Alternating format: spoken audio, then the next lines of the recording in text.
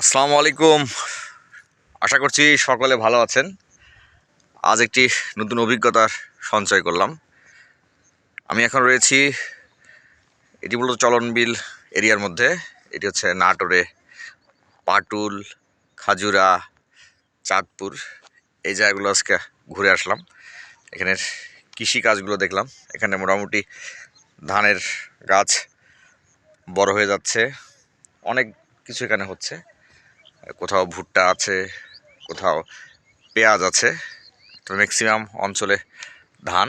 অনেক আমাদের কৃষক ভাইয়েরা মাঠে কাজ করছে, আপনারা নিশ্চয়ই দেখতে পাচ্ছেন। কেউ আবার মাছ ধরছেন। এখন মাছ একবারে শেষ পর্যায়ে। আসলে এটি একটি রোমাঞ্চকর অভিজ্ঞতা। এই প্রথম এই অভিজ্ঞতার স্বাদ পেলাম। এই জায়গাগুলো কিন্তু বর্ষাকালে পানিতে পরিপূর্ণ থাকে। বছরের প্রায় 4-5 মাস পানি থাকে, বাকি সময় এরকম শুকনা থাকে। শুধু আপনাদেরকে দেখাচ্ছি, আমিও দেখলাম।